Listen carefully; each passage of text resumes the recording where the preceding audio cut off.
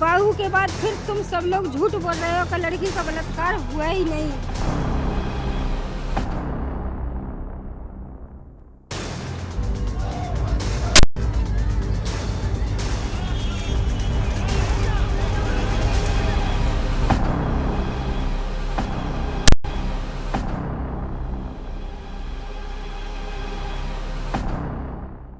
सारा समय की टीम उस घटना स्थल पर पहुंच चुकी है जहां से इस पूरी वारदात की शुरुआत हुई थी। मेरे साथ मेरे सहयोगी अनिल शर्मा भी मौजूद हैं और हम आप तक लगातार हर वो चीज़ लेकर आएंगे जिसने कहीं ना कहीं इस पूरे मुद्दे में एक अहम रोल निभाया है। अनिल जी, आप क्योंकि लगातार रिपोर्टिंग करते रहते हैं, ये वही जगह है जहां से हाथरस कांड की शुरुआत हुई थी। देखिए, बिल्कुल 14 तारीख का दिन था, सुबह 9:30 बजे थे और इसी जगह पर एक बच्ची के साथ दुराचार हुआ, गैंगरेप हुआ। हालांकि पुष्टि नहीं हुई है, लेकिन फिर भी जो घटना हुई इसी जगह से हुई और इस घटना ने पूरे देश में आक्रोश पैदा कर दिया। तमाम विपक्षी सरकार पर हल्ला बोल रहे हैं, लेकिन ये घटना की सत्यता क्या है इस पर शायद किसी का ध्यान नहीं है, क्योंकि हमें ग्राउंड जीरो पर जाना बेहद ज़रूरी है, सत्यता लाना ज़रूरी है। क्योंकि यहाँ जो घटना के जो तथ्य बता रहे हैं, यहाँ की जो जाँच पड़ताल बता रही है, वो कहीं ना कहीं किसी और दिशा की ओर बढ़ती हुई दिखाई दे रही है। क्योंकि यहाँ प्रशासन अमला भी जांच कर चुका है, एसआईटी की टीम भी जांच कर चुकी है। तो ऐसे में तमाम बिंदुओं पर जो जांच हुई है और जो रेप की बात हुई है वो कहीं ना कहीं भी पुष्टि नहीं हुई है। तो उससे लगता है कि रेप की वारदात को अंजाम नहीं दिया गया है, लगता है, क्योंकि रिपोर्ट बता रही है, लेकिन पीड़ित पक्ष बता रहा है लगातार कि रेप हुआ है। अब ये देखने वाली बात होगी कि जांच में आगे क्या निकलता है, लेकिन ये वही जगह है जिसने पूरे देश को हिला कर रख दिया है। हम किसी एक पक्ष की बात नहीं करेंगे, क्योंकि हम दोनों पक्षों के पास जाएंगे, हम पीड़ित पक्ष के पास भी जाएंगे, हम आरोपी पक्ष के पास भी जाएंगे और हम ये जानने की कोशिश करेंगे कि आखिर पूरा घटनाक्रम था क्या, कैसे चीजें बढ़ी और इस हद तक बढ़ गई कि विपक्षी पार्टियों ने इसे एक ऐसा मुद्दा बना लिया कि सरकार तक को हिलाने की बात कर दी, मुख्यमंत्री से इस्तीफा मांग लिया। इन तमाम चीजों पर आखिर क्या क्या पहलू रहे हैं, हम आगे बातचीत करेंगे। सहारा समय पर लगातार जारी है हमारी ग्राउंड रिपोर्ट हाथरस से। हाथरस में हाहाकार मचा हुआ है।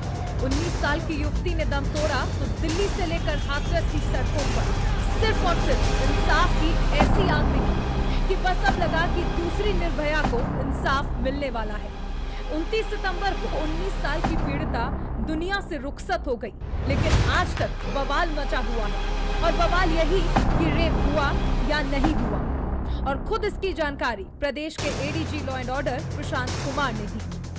दिल्ली के पीएम रिपोर्ट में जो मृत्यु का कारण आया है वो गले में चोट होने के कारण और उसके दौरान जो ट्रॉमा होता है उसके कारण आना बताया गया है। इस बीच जो विधि विज्ञान प्रयोगशाला की रिपोर्ट भी अब प्राप्त हो गई है, जिसमें यह स्पष्ट रूप से बताया गया है कि जो सैंपल एकत्रित किए गए थे उसमें किसी तरह का स्पर्म और शुक्राणु नहीं पाया गया है। मामला यूपी के हाथरस का है। सूबे में योगी की सरकार है। एक्शन पर एक्शन और सिर्फ एक्शन के लिए जाने जाने वाले सीएम योगी ने एक बार फिर से बता दिया कि मैं एक्शन योगी हूँ। योगी सरकार के आदेश पर एसआईटी का गठन हुआ, लेकिन इंसाफ की आग इतनी तेज थी कि एसआईटी के बाद मामले में सीबीआई की सिफारिश भी योगी सरकार ने कर दी। लेकिन बात सिर्फ इंसाफ की नहीं, बल्कि इस बात की है कि इंसाफ आखिरकार किस पर हो, रेप पर इंसाफ या मौत पर इंसाफ। यही चीज पे तो हमारी नंद ने झोली पे लाई, पैर पकड़ ले बिन के, अकेले बिन ने मट्टी नहीं दिखाई। अगर तुम्हें कोई डर ना है तो फिर मट्टी काहे नहीं दिखाई। बस यही एक सवाल है हमारे सब लोग के परिवार पूरे के साथ में, कि हमें यही एक सवाल दो कि जे हमें मट्टी तुमने दिखाई काहे नहीं। जी हाँ, तो हमें मट्टी चाहिए बस, या तो बाकी रिपोर्ट दो बनवाए के। जी अच्छा। और बहू के बाद फिर तुम सब लोग झूठ बोल रहे हो कि लड़की का बलात्कार हुआ ही नहीं। जब माँ ने उसका बदन ढांका था तो उस टाइम तुम नहीं, सारी खबरें पहुंच चुकी, मीडिया वालों पे पहुंची है, तो तुम्हें किसी के ऊपर भरोसा नहीं। आपने सुना, पीड़िता के परिजन चिल्ला चिल्ला कर कह रहे हैं कि रेप हुआ है, लेकिन सफेद पोशों से लेकर खाकी की वर्दी साफ तौर पर रेप से इनकार कर रही है, और वो इसीलिए क्योंकि आधार मेडिकल रिपोर्ट है। एसआईटी जांच कर रही है और मामला सीबीआई को देने की तैयारियां भी हो गई हैं। लेकिन अगर सीबीआई इस मामले की जांच करती है तो अब सीबीआई के सामने सबसे बड़ी चुनौती ये है कि वो किस आधार पर जांच करे, मौत का आधार या फिर रेप का आधार। चुनौती योगी की सरकार के सामने भी है क्योंकि मामला अब तूल पकड़ चुका है। इंसाफ अब रेप और मौत का होना है। हालांकि 14 सितंबर से शुरू हाथरस का निर्भया कांड उस वक्त देश का ज्वलंत मुद्दा बन गया जब मीडिया को पीड़ित परिवार से न सिर्फ बात करने से रोका गया बल्कि धक्का मुक्की भी की गई। प्रशासन से इजाजत मिलने के बाद सहारा समय की टीम ने पीड़ित परिवार से मुलाकात की और उनसे जाना कि आखिर उनकी मांगें क्या है, सरकार और प्रशासन से उनकी उम्मीदें क्या हैं। अच्छा, ये जानना चाहेंगे इस पूरे मामले में देखिए सहारा समय की टीम भी लगातार यहाँ से पल पल की अपडेट दे रही है। हम ये जानना चाहेंगे कि आपकी सरकार से क्या मांग है? घर पर है, ये घर आपने देख ही लिया है क्योंकि इंसाफ चाहिए, पुलिस की टीम इंसाफ चाहिए। इंसाफ दिलाने के लिए ही हम आए, लेकिन आप मुख्यमंत्री जी को यहाँ से क्या संदेश देना चाहती हैं? क्या उनसे कहना चाहती हैं कि किस तरह से न्याय मिले आपके परिवार को और उस बेटी को जो देश ने खोई है? हम तो ये कहना चाहते हैं योगी जी बाबा थे कि मतलब उनकी राज्य में जो है कार हुआ, मतलब हमारे साथ इतना नाइंसाफ क्यों हो रहा है, वो भी तो ऊपर से देख रहे होंगे ना, है कि मतलब पुलिस प्रशासन इतना प्रेशर डाल रहा है कि हमें डेड बॉडी तक नहीं दिखा रहा। क्या वो नहीं देख रहे इस चीज को? परिजनों की बात सुनने के बाद हमारी टीम अपनी रिपोर्ट में आगे बढ़ी। दरअसल पीड़ित परिवार और ग्रामीणों की बात हाथरस मामले में दो अलग अलग पहलुओं को बयां कर रही थी।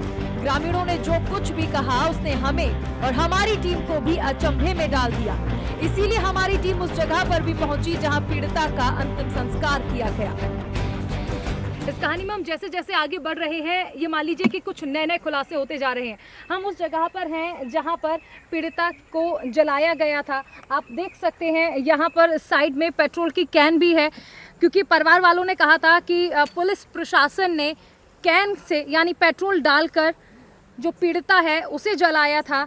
आप इस जगह को देखकर अंदाज़ा लगा सकते हैं। मेरे आसपास आप देख सकते हैं गांव से बहुत दूर एक अलग जगह पर लाकर पीड़िता को जलाया गया था और ये कहा गया था कि परिवार चाहता था, परिवार रोता बिलखता रहा था, लेकिन इजाज़त नहीं दी गई थी प्रशासन की ओर से पीड़ित परिवार को यहाँ तक आने के लिए।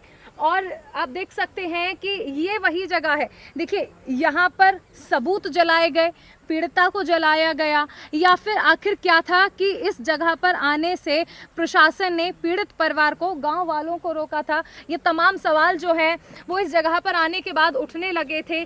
और आप देखिए कि यहाँ पर जब हम चलते हैं तो ग्राउंड जीरो पर काफ़ी अलग अलग चीज़ें निकलकर सामने आती हैं। हम अगर बात कर लें यहाँ पर रहने वाले लोगों की तो हम वहाँ पर भी जाने की कोशिश करेंगे। यहाँ पर दो ग्रामीण नज़र आ रहे हैं, हम उनसे बात करने की कोशिश करेंगे और उनसे जानना चाहेंगे कि आखिर क्या ये पूरा घटनाक्रम रहा था, किस तरह से चीज़ें जो थी वो आगे बढ़ी थी और आखिर जो तमाम पहलुओं से इस मामले में जांच करने की कोशिश की जा रही है वो जांच आखिर किस ओर जाएगी। ग्रामीण हमारे साथ यहाँ पर मौजूद हैं। आप इसी गाँव के रहने वाले? नहीं, खेड़ा पर जी, यहाँ से आसपास ही है? हाँ, पास में ही 500 मीटर के समथिंग दूर है जी। हम आपसे ये जानना चाहेंगे कि ये जो जगह हम देख पा रहे हैं, क्या अगर हम गलत नहीं हैं तो क्या ये वही जगह है जहाँ पर जो पीड़िता है उसे जलाया गया था प्रशासन की ओर से? हाँ, ये सच है, ये जगह वही है जी। हम आपसे ये जानना चाहेंगे कि देखिए चीज़ें जो हैं बहुत सारी हैं, पहलू बहुत सारे हैं इस मामले में। आप क्योंकि बता रहे हैं कि आप यहीं पर पास में रहते हैं, आखिर है क्या ये पूरा मामला? जैसे कि ये है कि इसमें अभी कुछ पता नहीं चल रहा है कि जैसे कि जो लड़का था संदीप, उस लड़के का ये कहना मतलब पता चल रहा है कि मतलब उसने ये सब उस लड़की को पहले से जानता था जी, और उसको ऐसा लगता है कि सबको के उस लड़के ने उसको मारपीट की है उससे जी, पर लेकिन उसके साथ जो रेप वगैरह है, जो कुछ भी वो लड़के हैं, वो सब नहीं हुआ है। यानी दोनों जानते थे, पीड़िता और जो आरोपी हैं वो दोनों एक दूसरे को जानते थे? जानते थे, पहले से जानते थे वो जी। और लड़की की माँ और जो परिवार जने हैं वो भी उनके साथ थे वहाँ पर जब उस लड़के ने उससे बात की थी जी।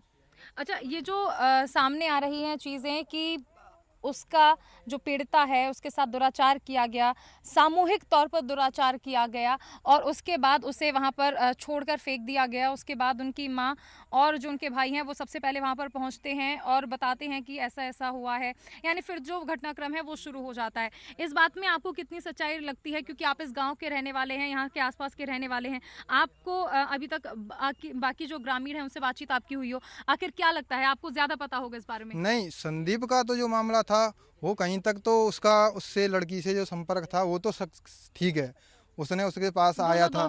हाँ, दोस्त थे, पर लेकिन जो बाकी के 3 लड़के हैं उनका कोई लिंक नहीं है, वो उस जगह पर घटना पर नहीं थे। एक लड़का था, उसका मुझे नाम तो नहीं पता है, वो हमको अच्छे से पता है। उस लड़के ने उसकी माँ ने उसको बुलाया और उसने पानी भी पिलाया उस लड़की को जी। और बाद बाकी जो कुछ भी है वो अच्छा है। और फिर सबसे बड़ी बात है कि लड़की के पीड़ित परिवार है, वो नार्को टेस्ट कराने के लिए तैयार नहीं है, और लड़का वाले पीड़ित वाले हैं, और जो आम जनता है और जो आसपास के गांव वाले हैं वो ग्रामीण लोग हैं, उनमें आक्रोश ये है कि कहने का मतलब ये है सीबीआई जांच और नार्को टेस्ट के लिए लड़की के घर वाले क्यों नहीं तैयार हो रहे हैं। जी, ये हमने भी सवाल किया था, उन्होंने कहा कि हम सच बोल रहे हैं तो फिर हम नार्को टेस्ट क्यों कराएं और सीबीआई जांच हम वो कराना नहीं चाहते। हम क्या कह रहे हैं, अगर दोषी हैं, लड़के अगर दोषी हैं तो उनको गोली मार दी जाए जी। अगर लड़का निर्दोष है तो उन्हें छोड़ दिया जाए जी। हम तो इतना चाहते हैं कि नार्को टेस्ट हो जाए, क्योंकि हमको सबको पता है कि वो लड़के निर्दोष हैं जी। 3 लड़के तो 100% निर्दोष हैं, चौथे का कुछ ना कुछ लिंक है, उसको हमारी समझ में नहीं आ पा रहा है, हम नहीं उसको जान पा रहे हैं जी। बरकरार कोशिश कर रहे हैं घर वालों से जानने की और आसपास से, पर लेकिन कुछ पता नहीं चल पा रहा है। मैडम इसमें एक सब मैं भी कुछ कहना चाहता हूँ जी। हमारे साथ अन्य ग्रामीण भी हैं जी, क्या कहना चाहेंगे आप? जी, मैं ये कहना चाहता हूँ जो कि उस समय एफआईआर हुई 14 तारीख को, जिसमें कि फर्स्ट पर्सन संदीप का ही नाम लिया गया था, उसके बाद 22 तारीख को एफआईआर आई थी, जिससे पहले की 18 या 19 तारीख में माननीय सांसद जी की बेटी हैं मंजू दिलेर जी, उन्होंने अपने एफबी पेज पर पोस्ट किया था, जिसमें 4 व्यक्तियों के नाम और वो धारा लगाई गई थी बलात्कार वाली, वो धारा लगा के पोस्ट किया एफबी पे। उसके 3 दिन बाद एफआईआर हुई, लड़कों को उठाया गया। लेकिन मैं ये भी जानना चाहता हूँ कि जो रामू लड़का है वो चंदपा पे एक चिलिंग प्लांट है, उसमें जॉब करता है, जिसकी ड्यूटी टाइमिंग 8 बजे से 12 बजे तक है, और फैक्ट्री मालिक ने भी कहा कि उस समय मेरे यहाँ ये नौकरी पर था। रवि जो है, रवि की माँ ने ये बताया कि रवि मेरे साथ अपनी भैंसों को चारा वारा खिला रहा था, पानी पिला रहा था, और जो लवकुश लड़का है वो अपनी माँ के साथ दूसरी तरफ, रोड के दूसरी तरफ खेत में चारा ले रहा था, जिसके लवकुश और लवकुश की माँ आए तो वहाँ वो लड़की बेहोश हालत में पड़ी थी। उस समय लड़की की माँ, पीड़िता की माँ घास ले रही थी, जबकि पीड़िता के मुंह से खून निकल रहा था।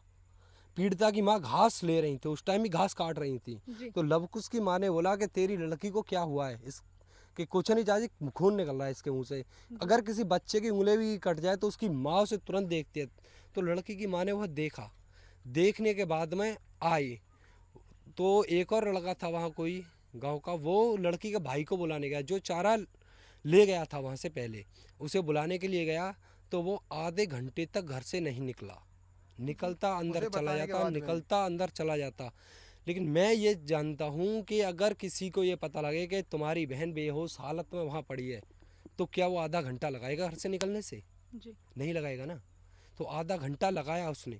उसके बाद खेत से लड़की सड़क तक पैदल चलकर गई, रीढ़ की हड्डी टूटी बताई गई, लेकिन रीढ़ की हड्डी टूटने के बाद कोई उठ नहीं सकता, पैदल चलना तो बहुत दूर की बात है। ना उसकी जीभ कटी है, ना ही उसकी जीभ कटी है। उसने बयान दिया, लड़की ने पहले दिन फर्स्ट डे बयान दिया, जिस बयान में उसने बोला कि मेरा गला दबा रखा था, संदीप ने गला दबाया। कि क्या किया था? कि कुछ नहीं, उसने मेरा गला दबा रखा था, गला नहीं छोड़ा, बाकी कहीं चोट नहीं है। पीड़िता ने ये बोला है फर्स्ट डे बयान, जिसकी वीडियो क्लिप है हमारे सभी के पास, सोशल मीडिया पर भी चल रही है वो वीडियो क्लिप।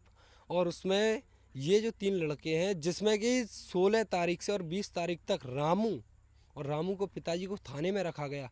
जब वो अपराधी था तो फिर रामू को 20 तारीख को क्यों छोड़ा जी? और उसके बाद में 22 तारीख को एफआईआर हुई, जब अरेस्ट किया गया रामू को जी। हकीकत जाने, हकीकत क्या है। तो इस वजह से नार्को टेस्ट, दोनों परिवारों को नार्को टेस्ट कराया जाए और सीबीआई जांच भी कराई जाए, जो कि दूध का दूध पानी का पानी हो। देखिए, सबसे अहम चीज है, हम भी लगातार यही जिक्र कर रहे हैं, क्योंकि सबसे बड़ा सवाल यही है कि आखिर पीड़ित परिवार नार्को टेस्ट क्यों नहीं कराना चाहता है। सीबीआई जांच की मांग जो ग्रामीण कर रहे हैं वो परिवार क्यों नहीं कर रहा है। ये तमाम सवाल हैं जो जुड़े हुए हैं इस मुद्दे से। ग्राउंड जीरो से हमारी रिपोर्ट लगातार जारी है। सुना आपने, ये वही ग्रामीण है जो इसी गांव में रहते हैं, जो पीड़ित परिवार के साथ ही आरोपी परिवार को भी जानते हैं। ग्रामीणों की बात सुनने के बाद हमारी टीम ने ठाना कि हम सिर्फ एक पक्ष की बात नहीं सुनेंगे और निष्पक्ष पत्रकारिता करते हुए आरोपी पक्ष से भी जानेंगे कि आखिर उनका इस पर क्या कहना है। जो आरोपी हैं वो अब खुलकर सामने आ गए हैं, उनका परिवार खुलकर सामने आ गया है। क्या कहेंगे आप? क्या कहेंगे? मेरा बेटा निर्दोष है, मैं खड़ी थी, मेरे पास थी, मैंने पानी पिलवाया था, मेरा पानी की जगह पे, अमृत की जगह पे मेरे बेटे को जहर बन गया।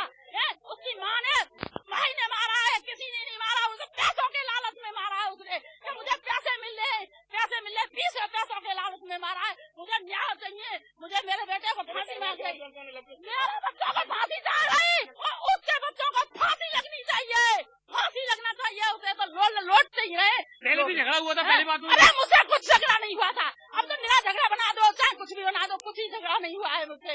मैंने तो पानी पिलाया। असली वजह क्या है? यही वजह किसी नहीं, उसे पैसा का लालच मिला था, उसे पैसा का लालच मिला था, उसे मकान का, नौकरी का लालच मिला था, इसलिए उन्हें अपनी बेटी मारी थी, और कुछ नहीं मिला लालच। उसकी माँ ने, लड़की की माँ ने, लड़की के भाई ने मारा है। और जब 4 मजदूर है ना, वो चारों लंग बस्ती में क्यों नहीं भुखा? क्या कहना चाहती हैं? सारे समय की टीम आपको दिखा रही है वो दूसरा रूप, जो वाकई देखना बेहद जरूरी है, क्योंकि पीड़ित परिवार जिस तरीके से न्याय की गुहार लगा रहा है, उसके पिता भी हमारे साथ मौजूद हैं। क्या कहेंगे? आपका बच्चा सलाखों के पीछे, क्या कहेंगे? इसका दर्द देखिए। मैं तो हाथों में चला गया ससुराल में, और मेरी पत्नी थी खेत में, जिन्नी बताया, हाँ निर्दोष बताया गया, सीधा साधा बच्चा है बेचारा, और वो फंसा दिया, मैंने पानी पिलाया है, और वो ना कुछ नहीं हुआ था। फिर क्या वजह रही? यही बात थी। हाँ, ये पिता है जो उस आरोपी के, जिस पर गैंग रेप का आरोप लगा है, तमाम जो पहलू अब निकल कर आ रहे हैं, क्योंकि शायद यही वजह थी कि पुलिस हमको रोक रही थी कि हम सत्यता को ना जान पाएं। लेकिन आज हम जब यहाँ पहुँचे हैं तो वाकई 2 पहलू निकल के आए हैं सत्यता के। और पीड़ित परिवार भी जहाँ न्याय मांग रहा है, तो वहीं जो आरोपी परिवार भी खुलकर सामने आ गया है कि उनके बच्चों को निर्दोष फंसाया जा रहा है, उनको भी न्याय मिले। ये जो पहलू अब जो निकल के आ रहे हैं, जो सत्यता निकल के आ रही है, शायद यही वजह थी कि पुलिस पूरे तथ्यों को छुपाने के लिए मीडिया को अंदर प्रवेश नहीं करने देते। लेकिन आज सारा समय की टीम मौके पर पहुंची है और यहाँ पूरे सत्यता को सामने लाने के लिए दिखा रही है कि आखिर पूरे केस की सत्यता क्या है। कोई भी अन्याय किसी के खिलाफ ना हो जाए, किसी को सजा ना मिले। तमाम जो लोग हैं वो अब खुल के आ गए हैं। तो हम पल पल की खबर आपको दिखा रहे हैं। ग्राउंड जीरो से जो सत्यता है उसको पहुंचाने की कोशिश कर रहे हैं। हाथरस कांड पर जहां एक तरफ हमारी तफ्तीश जारी थी, तो वहीं लखनऊ से भी कार्रवाई का सिलसिला लगातार चल रहा था। हाथरस से जो आवाज उठी उसने लखनऊ से लेकर दिल्ली तक के हुक्मरानों की नींद उड़ा दी थी। इस कहानी ने जिस तरह सियासी रुख लिया, उसने पूरी राजनीति को जमीन से जोड़ दिया। कोई जमीन बचाने की फिराक में था तो कोई जमीन बनाने की। विपक्ष जहां इस मुद्दे को अपने पाले की गेंद समझकर इसे भुनाने के भरसक प्रयास कर रहा था, तो वहीं 5 कालिदास मार्ग से मुख्यमंत्री सीधे हाथरस कांड पर नजर बनाए हुए थे। हाथरस में अगर राजनेताओं के आने का सिलसिला जारी था, तो वहीं सूबे के बड़े अधिकारी भी पीड़िता के घर जाकर उनकी बात न सिर्फ सुन रहे थे बल्कि उस पर एक्शन भी कर रहे थे। हाथरस कांड में हर पल एक नया अपडेट आता जा रहा है और फिलहाल अगर हाथरस गैंगरेप कांड की बात कर ली जाए, तो मुख्यमंत्री योगी आदित्यनाथ ने जिस तरह से कल ट्वीट करके कहा था कि जो भी किसी भी महिला के साथ गलत करेगा उसका नाश निश्चित है, उसे एक ट्वीट ने तमाम इशारे दे दिए थे। और उन इशारों में एक प्रशासनिक फेरबदल के साथ एक नई चीज़ निकलकर ये भी सामने आई थी कि पीड़ित परिवार ने जिस तरह कहा था कि उन्हें इस पूरे मामले में अब न्याय की उम्मीद किसी से भी नहीं बची है। भले ही प्रशासनिक फेरबदल कर दिया गया हो, लेकिन क्या उस प्रशासनिक फेरबदल के बाद न्याय की उम्मीद जो इस परिवार में पूरी तरह से बुझ चुकी चुकी थी वो एक बार फिर से नया रूप ले पाएगी या नहीं, इसे ही कहीं ना कहीं पूरा करने के लिए आप देख सकते हैं कि यहाँ पर डीजीपी हितेश चंद्र अवस्थी पहुंचे हुए हैं, साथ ही अवनीश अवस्थी जी भी यहाँ पर पहुंचे हुए हैं और पीड़ित परिवार जो है उसे सांत्वना दी जा रही है। उन्हें ये भरोसा दिलाया जा रहा है कि चाहे कुछ भी हो सरकार उनकी मदद करने वाली है और इस पूरे प्रकरण में उन्हें इंसाफ दिलाया जाएगा। आप देख सकते हैं कि किस तरह डीजीपी जो हैं वो परिवार को सांत्वना दे रहे हैं और सबसे अहम चीज़ है कि इस सांत्वना के बाद आखिर क्या रिजल्ट निकलकर सामने आता है। पीड़ित परिवार से जब हमने बातचीत करने की कोशिश की थी तो उन्होंने लगातार कहा था कि इस पूरे प्रकरण में उन्हें न्याय की उम्मीद बिल्कुल भी नहीं बची है, लेकिन सबसे अहम चीज़ ये है कि इस मुलाकात के बाद तस्वीरें जो है वो और ज़्यादा साफ हो पाएंगी, ट्रांसपेरेंसी जो है वो आ पाएगी और पीड़ित परिवार इन बातों से कितना संतुष्ट होता है, अधिकारी जो यहाँ पर आए हैं उनकी बातों से कितना संतुष्ट होता है और न्याय की उम्मीद जो कहीं ना कहीं इस परिवार की बुझ चुकी है वो एक बार फिर से जागेगी या नहीं, ये इस मुलाकात के बाद पता चलेगा। पीड़ित परिवार से मिलने के बाद डीजीपी हितेश चंद्र अवस्थी और अपर मुख्य सचिव गृह अवनीश अवस्थी ने यह भरोसा दिलाया कि वो पीड़ित परिवार को न्याय दिलाने के लिए तत्पर हैं। परिवार वालों से, सभी लोगों से माननीय मुख्यमंत्री जी ने कहा था कि हम सीधे जाकर उनसे बातचीत करें। अत्यंत दुखद घटना है। परिवार के प्रत्येक सदस्य, उनके पिताजी, उनके भाई, छोटा भाई, उनके भाभी, उनकी बहन, उनकी माँ और जो भी सब घर परिवार में थे, एक एक से हम लोगों ने बात की है। हमने उन्हें आश्वस्त किया है कि जो भी दोषी होगा उसके विरुद्ध कठोरतम कार्रवाई करेंगे। सहारा समय की टीम पीड़ित परिवार से लगातार उनके विचार जान रही थी। हम जानना चाहते थे कि क्या उन्हें सूबे के 2 बड़े अधिकारियों से मिलने के बाद इंसाफ की किरण नजर आ रही है या फिर नहीं, या फिर ये कहें कि नतीजा 0 था। परिजनों के लगातार ये कहने पर कि वो कार्रवाई से खुश नहीं है। सहारा समय की टीम इंसाफ दिलाने की राह पर लगातार आगे बढ़ रही थी, लेकिन ग्रामीणों की बात भी जहन में लगातार कौंध रही थी। इसीलिए हमने पीड़ित परिवार से पूछ लिया कि क्या वो इस मामले में नार्को टेस्ट कराएंगे, ठीक उसी तरह जिस तरह तमाम प्रशासनिक अधिकारियों का होगा जिन पर योगी जी की कार्रवाई का डंडा चला था। तो इस पर पीड़ित परिवार ने न सिर्फ नार्को टेस्ट के लिए इनकार किया बल्कि सीबीआई जांच कराने से भी इनकार किया। अभी भाभी जी से हमारी बात हुई थी, उन्होंने कहा कि विश्वास जो है कहीं ना कहीं अब वो खत्म हो गया है। क्या आप कहना चाहेंगे सहारा समय के माध्यम से सरकार को, क्या कहना चाहेंगे? देखिए, सरकार को हम यही कहना चाहेंगे, मोदी जी, योगी जी को, कि देखिए हमें इंसाफ चाहिए और कुछ नहीं चाहिए। हमें जो हमारे साथ इतना गलत और इतना अत्याचार हुआ है हमारी बहन के साथ, वो हम लास्ट तक और अभी जब तक नहीं होगा जब तक यही चाहेंगे कि हमें इंसाफ मिलना चाहिए और आरोपियों को जो फांसी मिलनी चाहिए। भैया, हम ये भी जानना चाहेंगे कि जिस तरह पुलिस प्रशासन का नार्को टेस्ट करवा रही है सरकार, क्योंकि परिवार ने बहुत सारी बातें बोली थी, पुलिस प्रशासन ने जिस तरह डराया धमकाया था, डीएम एसडीएम ने जिस तरह से बयान बदलने की बातें कही थी, उसके बाद ये चीज़ें सामने आई कि आपको पता होगा कि जो एसपी साहब हैं उन्हें सस्पेंड कर दिया गया है। पीड़ित परिवार की बात जो है वो सरकार ने सुनी। अब आपसे ये जानना चाहेंगे कि आगे आप क्या चाहते हैं? नार्को टेस्ट जिस तरह पुलिस अधिकारियों का होगा, क्या आप चाहते हैं कि परिवार का नार्को टेस्ट की बात जो आ रही है वो भी होना चाहिए? नहीं, परिवार का तो नहीं होना चाहिए, क्योंकि देखिए हम जो बता रहे हैं आपको जो सही बता रहे हैं, क्योंकि जो हमारी बहन के साथ इतना अत्याचार करा है उन लोगों ने, उन्हें बिल्कुल सजा मिलनी चाहिए। लेकिन आपको नहीं लगता है भैया कि जिस तरह जो आरोपी हैं वो खुद को बेकसूर कह रहे हैं, जो कि पूरी तरह से गलत होगा? अगर परिवार का नार्को टेस्ट हो जाएगा तो सच जो है वो सामने आएगा। हम जानते हैं कि आप सच बोल रहे हैं, लेकिन कहीं ना कहीं आपके पास एक स्ट्रॉन्ग एविडेंस होगा, एक मजबूत पक्ष हो जाएगा। जी बिल्कुल, अगर हम जो बता रहे हैं आपको बिल्कुल सही बता रहे हैं, क्योंकि हमारे साथ बहन के साथ हुआ है और हमारी फिर बहन मरी कैसे हैं, ये सब कुछ नहीं हुआ है, तो इसका जवाब कौन देंगे? यकीनन जवाब तो हर किसी को देना होगा। भैया, आपसे ये भी जानना चाहेंगे कि अब अधिकतर जो मामले होते हैं उसमें सीबीआई से जांच की मांग की जाती है। क्या ये पीड़ित परिवार सरकार से ये मांग करेगा कि इस पूरे मामले में सीबीआई की जांच की जाए? क्योंकि एसआईटी परिवार के पास है, एसआईटी गांव के अंदर है, ये बात कहकर 2 दिन तक मीडिया कर्मियों को आप लोगों से मिलने नहीं दिया गया। तो क्या आप इस पूरे मामले में सीबीआई जांच की मांग करेंगे सरकार से? नहीं, देखिए, अगर एसआईटी कर रही है पहले इसकी हो जाने दीजिए, क्योंकि ये जो हमने बताया वो सारा कुछ उनको बताया एसआईटी को। सुना आपने, पीड़ित परिवार ने सीबीआई जांच की मांग से न सिर्फ इनकार किया है बल्कि मुख्यमंत्री की ओर से की गई सीबीआई की सिफारिश पर भी नाखुश नजर आई। खैर, हमारी टीम ने ठाना कि वो इस मुद्दे पर ग्रामीणों के साथ ही वहाँ के जनप्रतिनिधियों से भी बातचीत करेगी। प्रामाणिक सच्चाई है, 14 तारीख को लड़की और लड़की के भाई थाने पहुंचते हैं, प्रार्थना पत्र देते हैं और उसमें मारपीट की जिक्र करते हैं। इसके अलावा और उसमें कुछ नहीं है और वो रजिस्टर्ड होती है। अब प्रश्न चलता है कि मेडिकल हो, मेडिकल में पहुंच गए, वहां पहुंचने के बाद दूसरे राजनीतिक दलों के लोगों ने, मीडिया ने, प्रिंट मीडिया ने, इलेक्ट्रॉनिक मीडिया ने कहा कि दबंगों ने दलितों पर अत्याचार किया, तो उसको समझाया। वो बेचारे बिना पढ़े लिखे बरगला गए। उन्होंने कहा, प्रलोभन दिया कि आपको ये कर देंगे, ये कर देंगे। उन्होंने तीसरे दिन अपना बयान बदल दिया कि हमारे साथ बलात्कार हुआ। प्रश्न ये है कि तुम थाने जाने के बाद पुलिस की कस्टडी में मेडिकल हो रहा है, तुम्हारा मेडिकल में हो, वहाँ तुम्हारे भाई, पिताजी, माँ तुम्हारे साथ हैं, बलात्कार कौन मेडिकल में कर गया?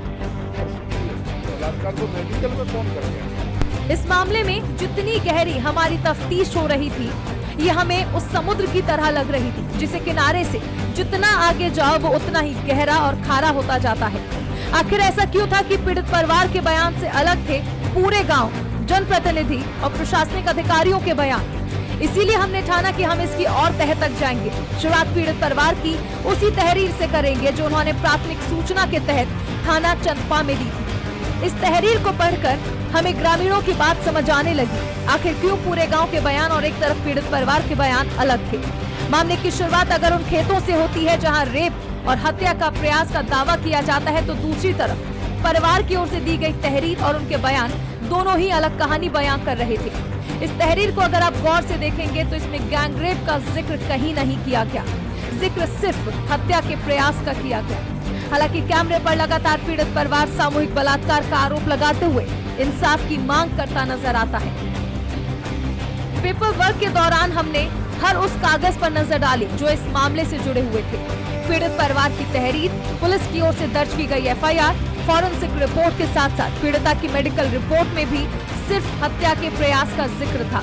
लेकिन बात जब भी गैंगरेप की हुई तो ऐसी किसी भी घटना से तमाम रिपोर्ट्स ने साफ इनकार किया। इन सब के बीच कुछ सवाल अभी भी पीड़ित परिवार के बयानों की विश्वसनीयता पर ठीक उसी तरह उठ रहे हैं जैसे पीड़ित परिवार ने ग्रामीण, जनप्रतिनिधि, प्रशासन, सरकार और मीडिया की कार्यशैली पर उठाए। सवाल नंबर 1, आखिर पीड़ित परिवार ने प्राथमिक रिपोर्ट में गैंगरेप का जिक्र क्यों नहीं किया? सवाल नंबर 2, नार्को टेस्ट से आखिर पीड़ित परिवार क्यों परहेज कर रहा है? सवाल नंबर 3, सीबीआई जांच की मांग अगर आरोपी परिवार की तरफ से हो रही है तो पीड़ित परिवार इससे इनकार क्यों कर रहा है? खैर, सवाल तो कई हैं, लेकिन तस्वीरों के साफ होने के लिए अब हमें इंतजार है जांच रिपोर्ट्स के आने का। हाथरस की निर्भया पर तमाम तथ्य हमने ग्राउंड जीरो से आप तक पहुंचाए। देखिए, राजनेताओं की बात करेंगे, पार्टियों की बात करेंगे तो वो अपनी राजनीति करती रहेंगी।